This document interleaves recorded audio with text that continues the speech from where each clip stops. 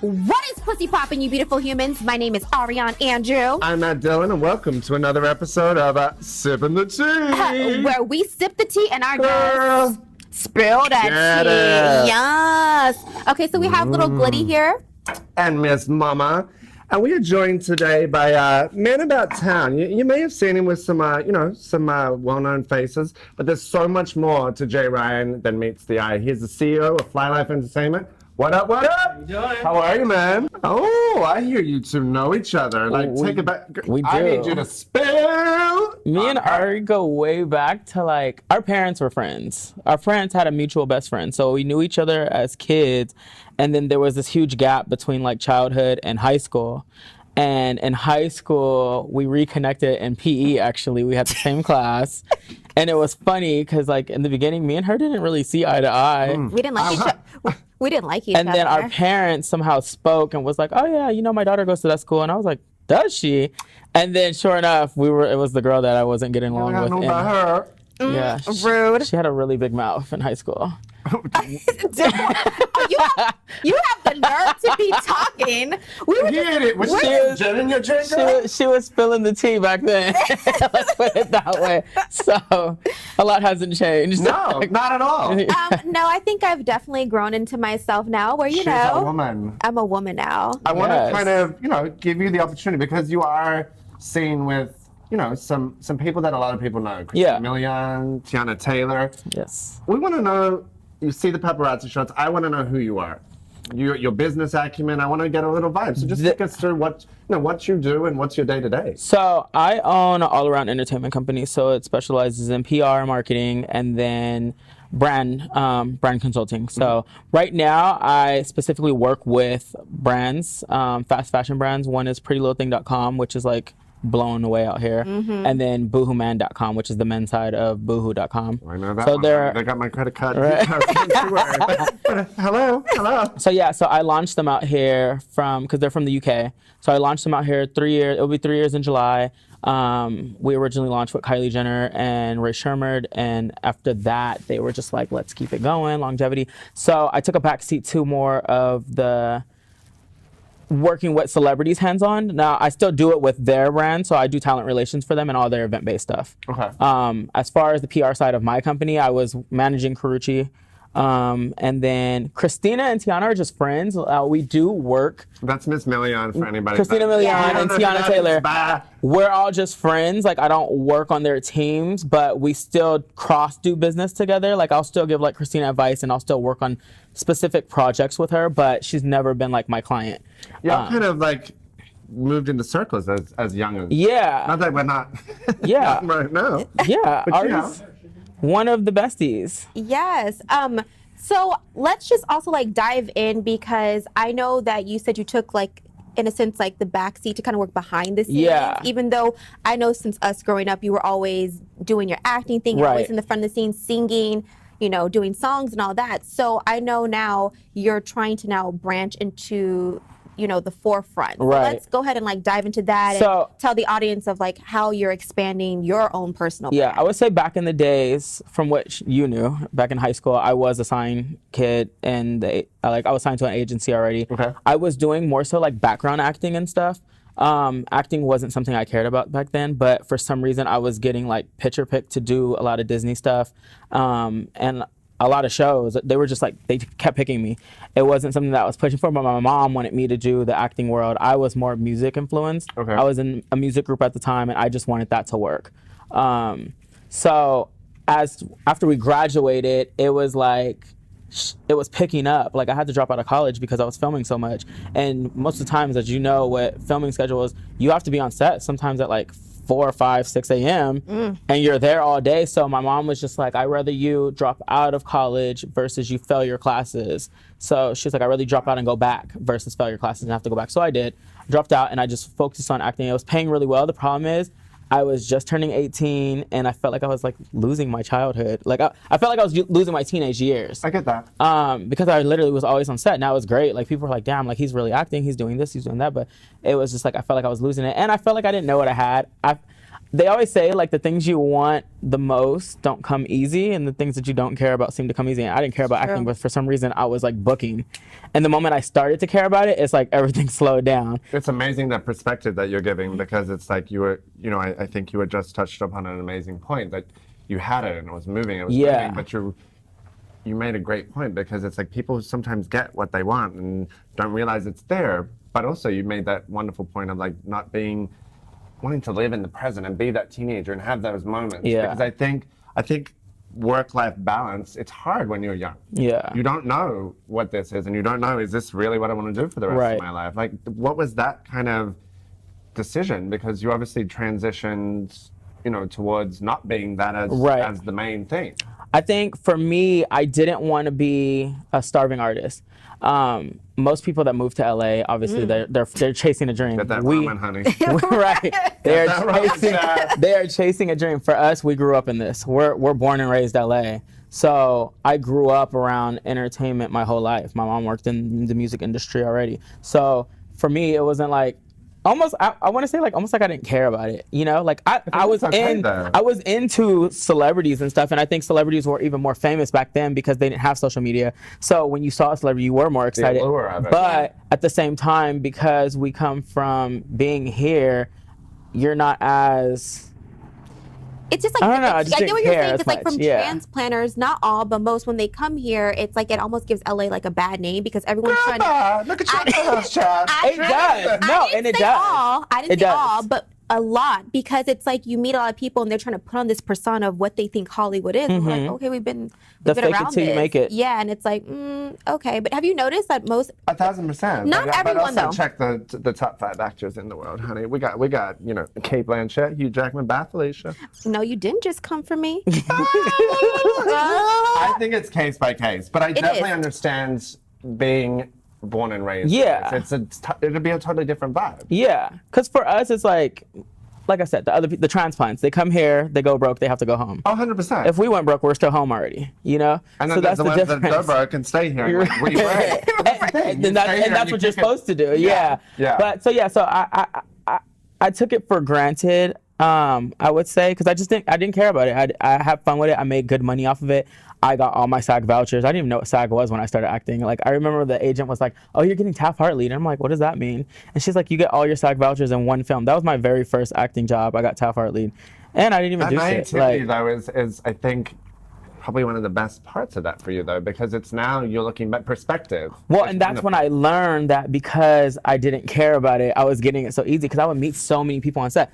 I will say I learned more about the acting world and SAG and after and all that stuff from being on set and with all the people that were really chasing this dream, that were like, "Oh my God, I only have one voucher and I've been doing this for 8 years and I still can't get my other ones." And I'm like, I had 14 altogether. It really is true. I got 14 of them in 1 year. I became a must pay. They're like, "You need to pay these. We keep giving you vouchers and you're just not." Crazy. I think one thing that maybe you can't see in is the social skill that you picked up at that age too, because it's like, I think that's one thing I've always thought about you. I was like, you literally, when I say man about town, that's a compliment, number one, because for me it takes a certain art, because there's a lot of motherfuckers trying to be hangers-oners. Yes, you're born here. Yes, you were raised here. Don't mean like there's some of them who are like bad. Right.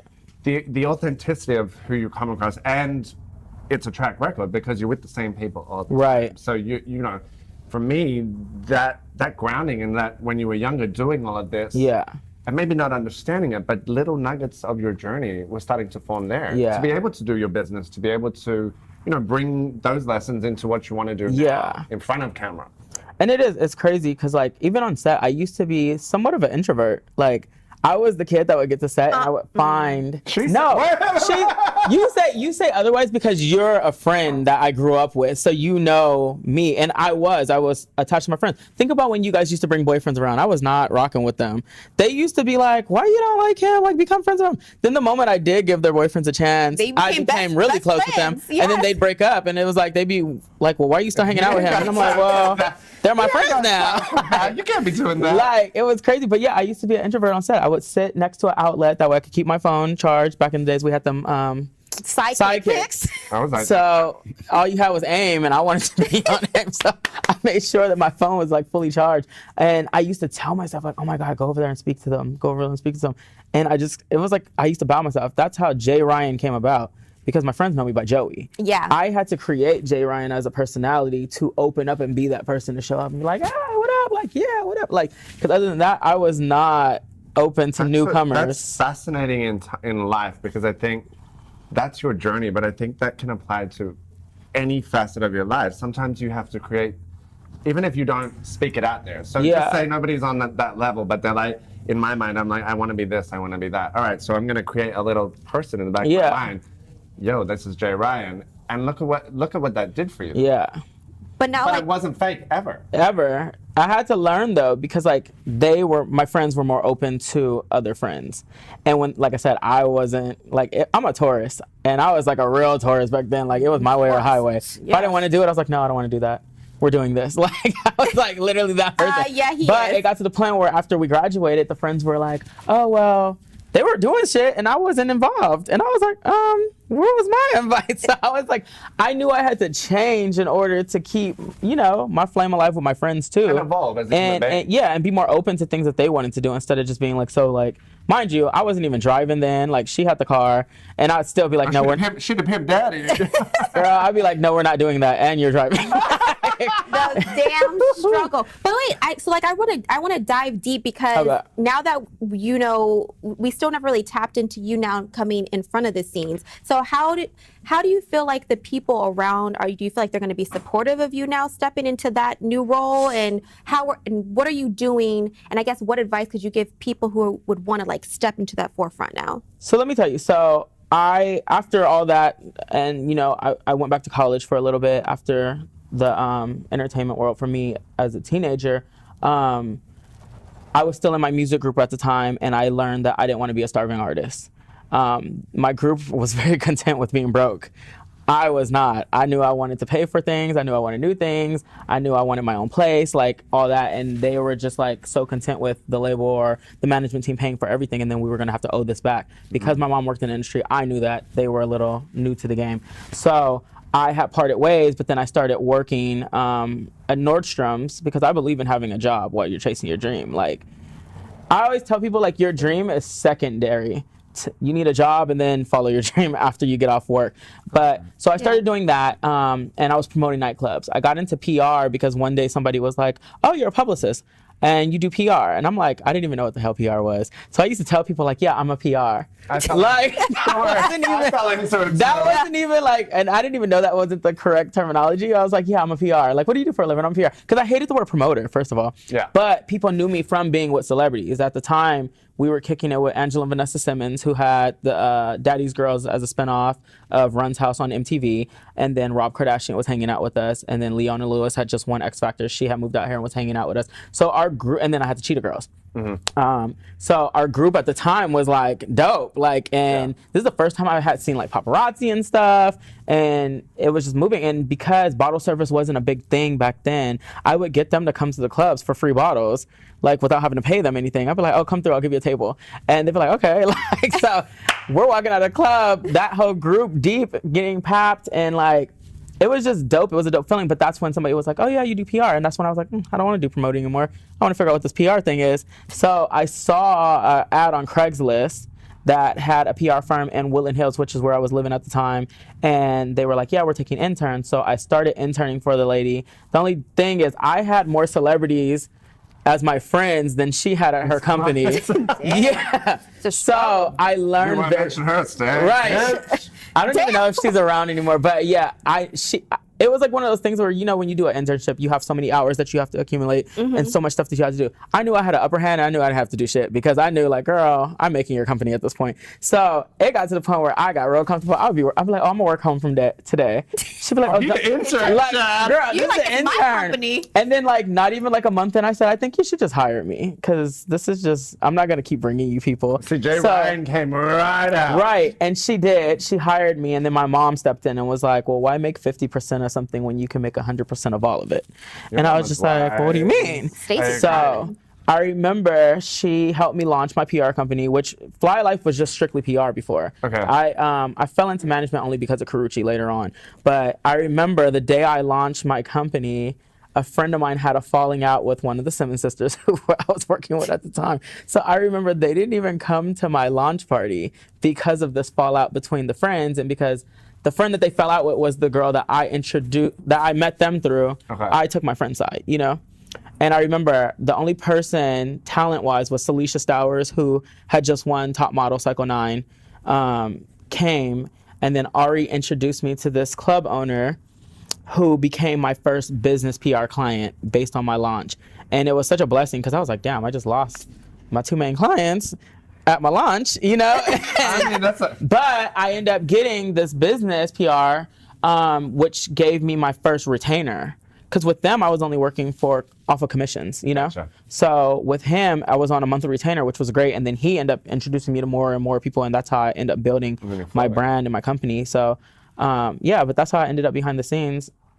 And then, you're, like, but now in the front of scenes. So now I feel like I'm getting back into it. And the reason I wanted to get back into it, one, social media. There's so much money to be made on social media, and it's like what I learned is when you work with talent, they are lazy. Like, it's almost like they get all of the opportunities thrown at them, and they're just turning things down left and right. That us as management or PR are looking at like, well, why do it? I just feel like it's such easy money, and I get not all money should be taken, but at the same time, it's like obviously coming from a PR standpoint, like you're looking at your client, like you know what's best for them, you know what they should be doing, and I just saw so much money that was being turned down that I'm like, fuck, I could be doing this, like, you know, like I want to be doing this. And it's not even that I can care less about the fame part of it, like just being honest, like I feel like I'm not famous, but I deal with my friends' followings, you know, talking their mess and you know downing us and all this stuff. So it's like I get enough from them. I don't necessarily want it for myself.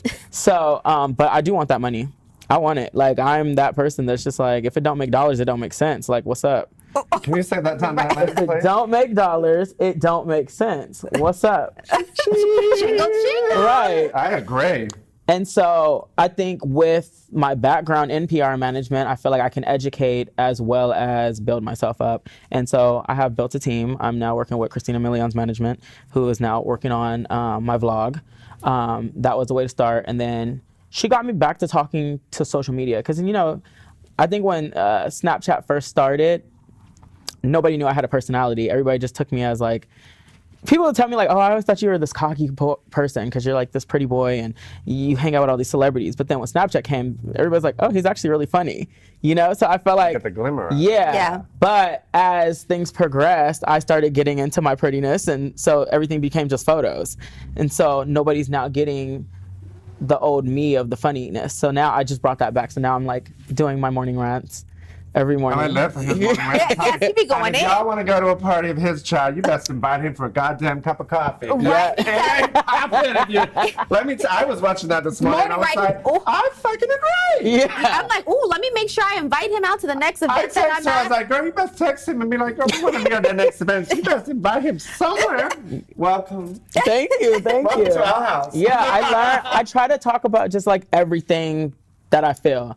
Not necessarily trying to be like this positive person, because there are funny people that you'll follow that will start being positive and you're like, okay, girl, you're too positive now. Like, relax. It's a bunch of like, now you're too spiritual. So I like to give a little bit of positive with like the real. And I just state it how it is. Like, and so the one you're talking about, I was basically telling people, I do a lot of events with the brands that I work with, and our events are like top tier, like red carpet. We be having the who's who in there. But people will hit me up and say like, well, where's my invite? No invite? Like, and it's just like, I can't remember when you invited me to a cup of coffee. And it's like, they were really in their feelings and mad that you didn't invite them to something, but it's just like, huh? Give and take, people. Yeah. Yeah. Give and take, people. I say this all the time. I'm very tit for tat. I don't know if that's like the greatest, trait, but I think in the society that we live in, you have to be tit for tat. Like, you give me a little tat, I give you a little tit, Like, I'm shook as. Wait, hold on. They're not out today. They didn't come out today. Girl, you better put them away, child. We're gonna get them. Ooh, I'm get the extra. So no, it's definitely give and take, and I just felt like, so I got back to talking to social media in order to bring my audience to my YouTube page, because I'm trying to get some of that money like these little youngins. Okay. I think the path that you're on, you've had the beginning where you had it.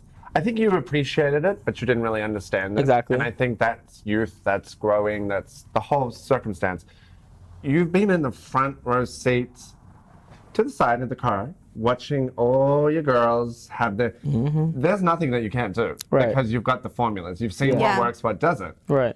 And now it's just about I think he's very authentic, and that's from day one when I met you. I was like, this guy's like, we'll tell it like it is. But like you said, I didn't really see your personality behind it. Yeah. But you have a quality about you, though. You know. Most definitely. You have and that. I think Yeah. my God, get me up on the YouTube, bitch, because I need some fucking money too. Okay. And some views and some comments. Y'all need to leave a Right. comment. Right.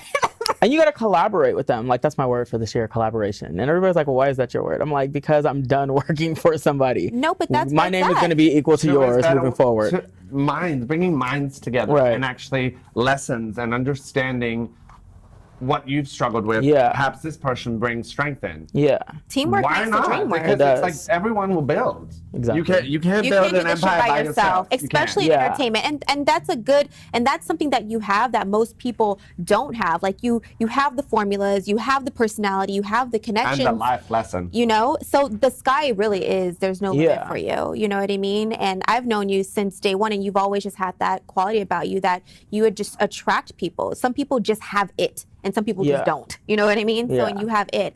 And, you know, I want you to tell everybody like where they can follow you. This is going to be a new year for you of coming out in front of the scenes and just to Yes, follow I'm your coming journey. out. I was like, girl, he's coming out in front of the scene. Yeah, so tell everybody. Coming out again. Look.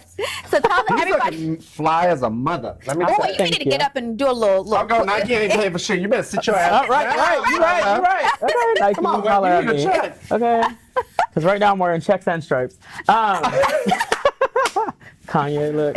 Yeah. All right, hit him because we want You this can views. follow me on Instagram at JRyanJL. You can follow me at Twitter at JRyanL. And for YouTube, it's all day JRyan. And you better click that subscribe button. Yes. Yes. When do you drop videos? Weekly? So, not weekly yet. We're not that fast. Okay. Because you know, I'm still doing free shit. Yeah. But you know, we would know we're getting there. It is pretty consistent, but I like the quality of like having multiple things in a video. So it's, I would say, every 2 or 3 weeks. And I know the fans are going to want to know. Are we going to see some familiar faces up in your You are gonna see some familiar faces, and see, that's the thing that I like about YouTube. Because I like to dip it low sometimes. That's what I like about YouTube. Christina Milian was actually on my first episode. Yeah. But see, that's what I like about YouTube, because there's no restrictions of who you can work with because of what Network. TV shows and networks that they're signed to. Tell me about it. And it's like, it's a free for all. So yeah. Your network is your net worth. Yes. So Oh, Yes, no, so- say it to the camera. your network is your net worth, and he definitely has that network. Yes. So thank you for being here, Boo, and I can't wait to see you. You know, Definitely. wherever. Thank you for having me. Because I think there's a lot. Keep watching and Watch subscribe this to the YouTube. space. Watch this space Mama's of J. watching. Ryan. She's exhausted with all his. You guys can follow me across the board at Ariane Andrew and this little nugget at Glitty Glit. I'm Matt Dillon. You can follow me at Matt Dillon 1983, and we always end with a little cheers. A little cheersy Thank you cheers. so much for coming. Thank Really you for having appreciate me. it. I Okay, appreciate it. guys. On Focus TV Network, you can catch Sippin' the Tea every week on Tuesday. Yeah. Bye. Yes.